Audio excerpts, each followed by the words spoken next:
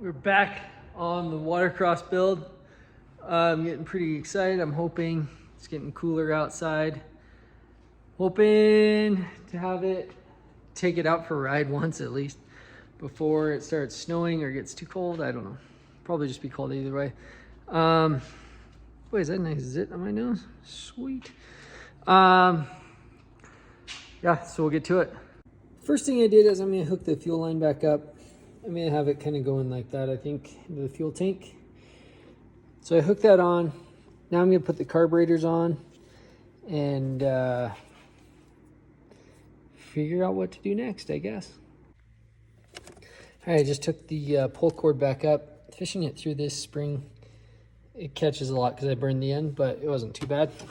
And then I just tied this little knot. I tried to do a double knot in there, but it wouldn't fit, so single knot. I just took this flapper off the throttle thing, I don't know what you call it, off of here. Just kind of push the cable. I mean, those are just 2 Allens, 3mm. But you just kind of take a screwdriver and push on the little T part here. Push like there, and it pops right out. So I'm gonna have to see if this will. I want to see if this will work on a Gen 4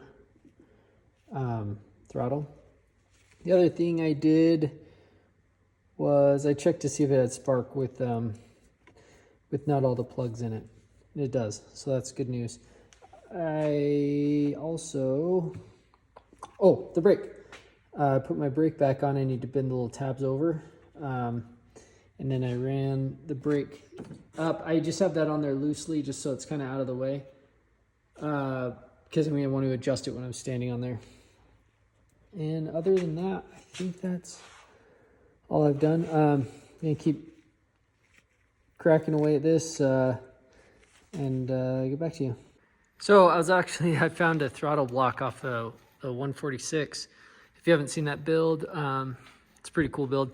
Yeah, so I have this throttle block and this flapper, same thing. They haven't changed this forever. I guess, if it's not broke, don't fix it. So, yeah, I got that on. So now I think I'll run the throttle cable because I got to do that. So now I have a throttle block and a flapper. I just need to figure out a kill switch, how to get the kill switch to work. Maybe I'll just zip tie it up there. Let's look at that. Before I look at that, I need to take this the throttle cable out. And so that is just this C-clip here. And then it just comes right out. I'm going to try to see if I can attach this to the handlebar without having to get a new one. So to take this off, there's little clips on the inside on either side. So if you just reach through, you can push them. Okay, I used my other finger, but you just push them and it just kind of pops out. And then this just slides out. And just like that, the kill switch is out. So I'm gonna see if I can zip tie this up here. Do something. So I don't have to buy a new one because it's got, the way it wires in is different than the new ones. So I'd have to like splice wires together and stuff. So I'm gonna do that, but I'm not gonna do that now because it's really hooked into this wiring harness. Next, what should I do? So I have the throttle cable put on, and I don't have to put an extender on, probably because I don't have an air box or anything that I have to go through. I'm probably just gonna cut this off because I don't have an oil tank anymore. Yeah, so kind of want to leave this area open because I have to do a few things in here, like put the box that my dad and I are making for the computer and the plug for the crank drain. So I think that's maybe all I'm going to do on the engine right now. Maybe I'll put I'm going to put the clutches on. So I think I might actually come back and start doing a couple things on the track. Just hooking up my choke cable, and I noticed that this choke lever is not moving. And when I pull on when I move come around, a little bit hard to do this on my own, but when I move the lever, the cable doesn't do anything. So I move this. So there's a little plastic piece in here. A plastic piece there, you can see. It goes up and down here. I'm thinking something happened in there. So I'm gonna need to free that up, or else our choke's not working. So I'm gonna take that apart and see what's so frozen up. I've got the carburetor torn apart here. And so I'm gonna start working, and well, let me show you. Okay, so I got everything torn apart. This like plunger will not move up and down. So I sprayed some penetrating oil in there and in there. Oh, yeah, I'll clean that off a little bit, but let's see, it goes on like that, yeah, so. Yeah, I'll just clean this gunk off, but well, I'm kind of waiting for the penetrating oil to do its magic. I think I'm gonna pull the rear skid out of this guy, so we'll get working on that. All right, well, just before I start that, I just grabbed it with a pair of pliers and started twisting, and it seems to be coming loose, so I might be able to get it out, clean it off. Yeah, I got it out. Oop. Yeah, so I'm gonna clean this off and make sure it's gonna move, and then I'll do the other one. Okay. Chokes are operating like they're supposed to. Throttle.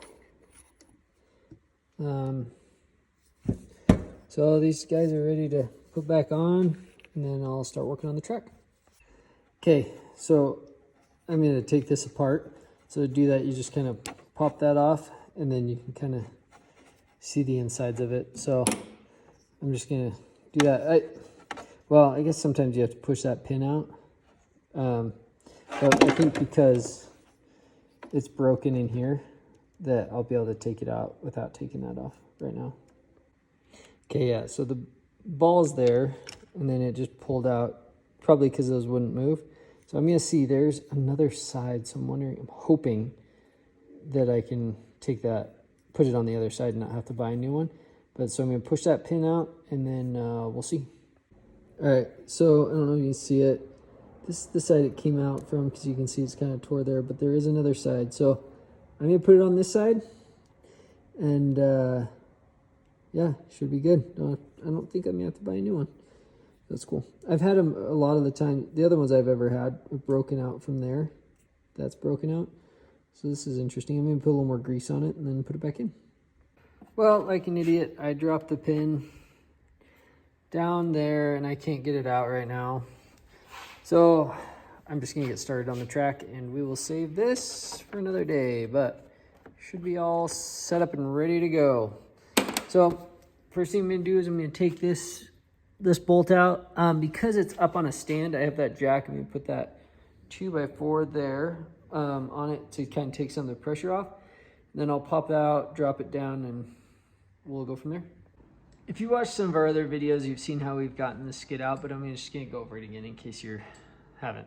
So I took the bolt out with the impact, the one side, because it's just a rod that goes through there, at least on the old ones, and I'm thinking it is on this one too.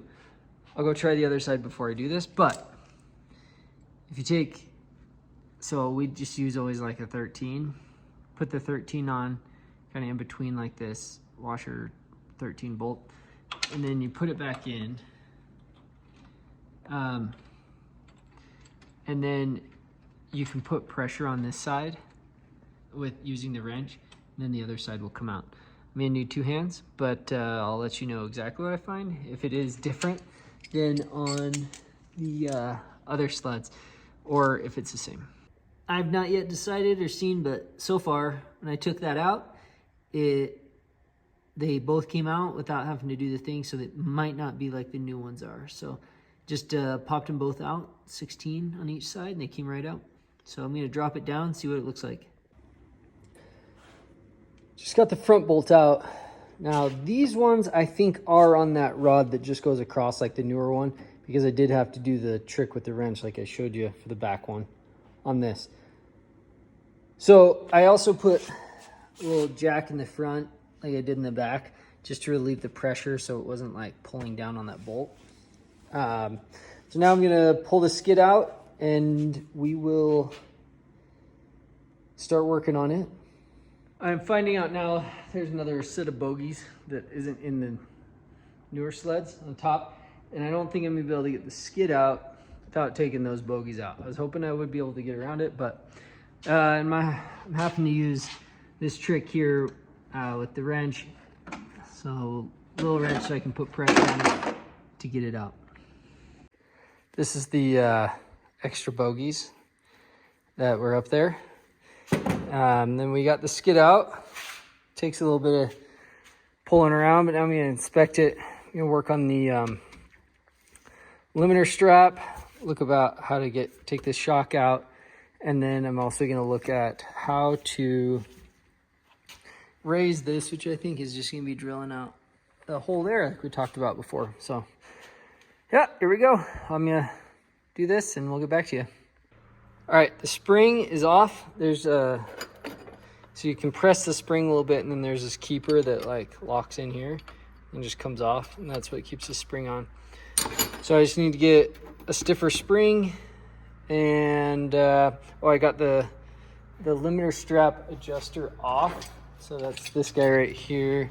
I just had to take one side off, and then it kind of just slid out, and then there's a pin holding it in. I think I'm just gonna use this one, just one around it, and then I'll just drill a hole in and bolt it on. So this part, I mean, so far what I've done has been easy. Oh, I did have to take off, there's a bogey wheel right here that I did take off. But yeah, this part's been easy. I'm gonna check the high facts and see how that is, because it'll be really easy to change that now. But yeah, so far, not too bad. I'm gonna look for a spring and get back. Got the other holes drilled, and now I'm just waiting. I gotta order a new spring. So I'll go through, lube all that up, get it all ready. But hopefully it looks like it, but I feel like I got a lot done. And excited to, hopefully once I get this skid back in, tidy up some of this stuff, should be able to get out on the water. I need to make a little bracket right here, I think. Just a little piece I'll weld it on for the tether. Then my dad's making me a piece for this, which will be in the next video. But yeah, we're getting closer.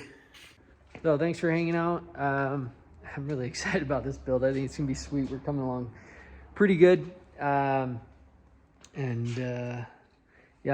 not too much left once I get this done. So let me know if you have any questions, and yeah, videos every Wednesday and Saturday, shorts every other day of the week. And yeah, thanks for coming. I appreciate everybody that does, and talk to you soon.